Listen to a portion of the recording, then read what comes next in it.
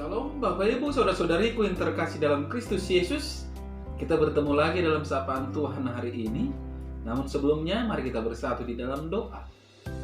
Damai sejahtera Allah yang melampaui segala akal, itulah yang memelihara hati dan pikiranmu dalam Kristus Yesus Tuhan kita. Amin. Saudara yang terkasih dalam Kristus Yesus, sapaan Tuhan buat kita hari ini, hari Jumat, tanggal 12 Maret tahun 2021, terangkat dari kitab Mazmur pasal yang ke-32 ayat yang kedua. Demikian firman-Nya. Berbahagialah manusia yang kesalahannya tidak diperhitungkan Tuhan dan yang tidak berjiwa penipu. Sampai sejauh itu firman Tuhan. Saudara yang terkasih, saya mengangkat tema dari kebenaran firman ini, yaitu tidak berjiwa penipu. Saudara yang terkasih dalam Kristus Yesus, ada sebuah ungkapan yang mungkin valid bagi banyak orang di akhir-akhir ini, yaitu menipu tidak apa-apa asal jangan ketahuan. Bisa kita lihat saudara-saudara, korupsi semakin merajalela di mana-mana. Tidak saja terjadi hanya di instansi umum, tapi juga terjadi di instansi keagamaan, saudara-saudara. Apakah mereka yang berhasil menipu mendapatkan hidup yang penuh ketenangan dan kenyamanan serta sukacita? Saudara yang terkasih, kalau kita melihat kehidupan Daud, di mana dari semula Daud berusaha menutupi dosa dan kesalahannya, sehingga ia pun mengira tidak ada seorang pun yang tahu tentang hal itu. Daud berpikir bahwa rahasianya akan rapi tertutup dengan matinya Uria. Seharusnya selaku hamba Tuhan, Daud tidak perlu menyembunyikan dosanya. Mengapa saudara-saudara? Karena memang tidak ada satu pun yang tersembunyi, tidak ada satu pun yang tertutup, yang tidak akan dibuka dan yang tidak akan diketahui oleh Tuhan. Itu tertulis dalam Matius 10 ayat ke-26.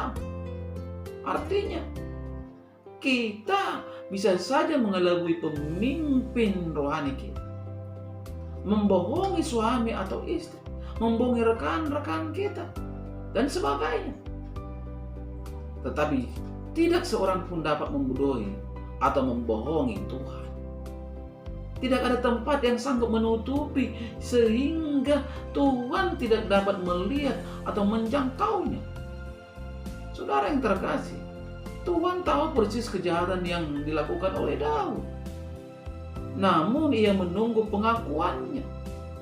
Hidup dalam kebohongan dan kemunafikan membuat hidup Daud semakin mengalami penderitaan batin yang sangat luar biasa.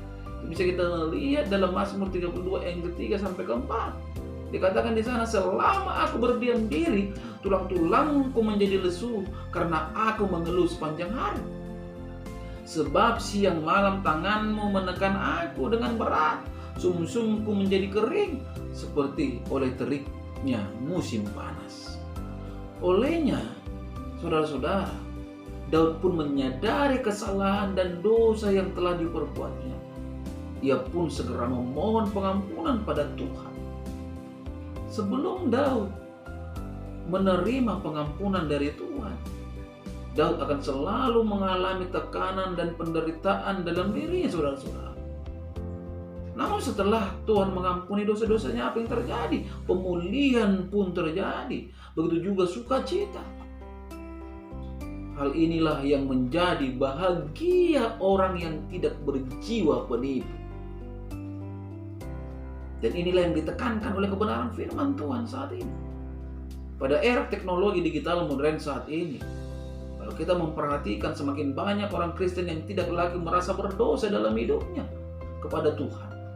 Atau barangkali hanya sekedar merasa bersalah, sehingga dapat diperbaiki sendiri tanpa campur tangan Tuhan ataupun tanpa Tuhan. Ini menjadi suatu tantangan rohani masa kini bagi orang Kristen. Namun, ingatlah ketika kita memandang ke atas, Ada mata Tuhan yang akan selalu melihat segala sesuatu yang kita perbuat, saudara-saudara. Pada saatnya nanti kita akan tetap harus mempertanggungjawabkan segalanya di hadapan Tuhan, yaitu semua perbuatan kita. Tidak perlu menipu saudara-saudara untuk hidup. Tidak perlu menipu untuk bisa sukses. Tidak perlu menipu untuk bisa layak. Tidak ada satupun alasan saudara-saudara di dunia ini yang bisa membenarkan penipuan. Tuhan adalah Allah yang maha adil. Ini harus kita pahami. Yang penuh kasih setia. Artinya Tuhan akan selalu mencukupkan, bahkan melimpahkan berkat-Nya kepada setiap anak-anak-Nya yang taat dan jujur. Janganlah tergiur untuk memperoleh keuntungan sesaat dan akibatnya harus menanggung risiko yang begitu fatal di kemudian hari. Saudara yang terkasih dalam Kristus Yesus, marilah kita terus-menerus melatih diri kita untuk hidup jujur dan benar di hadapan Tuhan. Dan Tuhan pasti akan selalu melimpahkan segala kebaikan bagi kita yang berusaha sungguh-sungguh untuk hidup tidak berjiwa penipu sesuai kehendak Tuhan. Untuk itu saudara-saudara yang terkasih, melalui sapaan hari ini, marilah kita hindari segala bentuk penipuan walau sekecil apapun, karena itu tetap namanya dosa yang akan mengantar kita kepada kehancuran dan kebinasaan.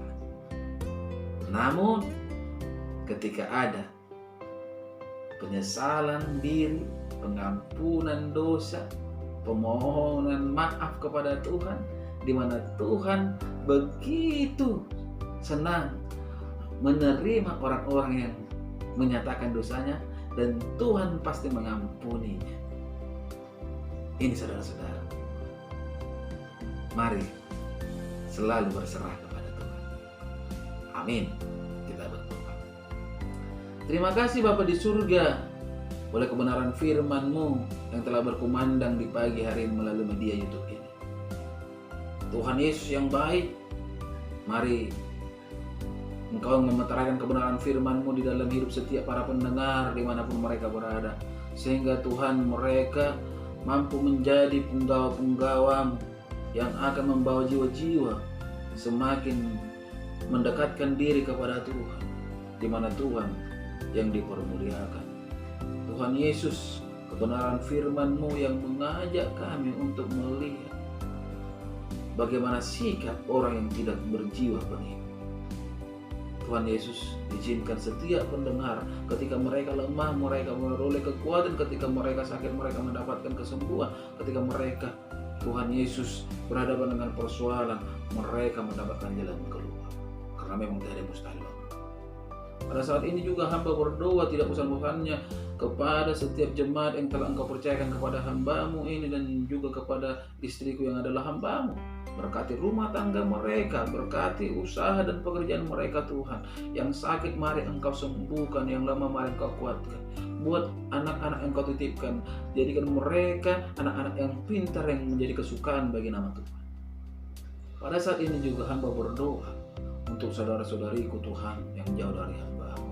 Mari Engkau balut bungkus mereka dengan kuat dan kasih-Mu, sehingga hidup mereka Tuhan beroleh pemulihan, sehingga mereka beroleh kuasa kesembuhan, kuasa sukacita. Sebagaimana Tuhan Yesus sampai tidak bosan-bosannya berdoa untuk Itoku Mama Ella, berikan dia kesembuhan. Begitu juga Itoku Mama Roma dan saudara-saudariku yang lainnya juga. Biarlah kuasa-Mu nyata di dalam hidup mereka. Kuasa Tuhan sangat luar biasa. Pada kesempatan ini juga Tuhan, hamba berdoa untuk istriku dan anak-anakku. Engkaulah yang tetap bersemayam dalam hidup mereka, sehingga oleh penyertaan-Mu mereka mampu menjadi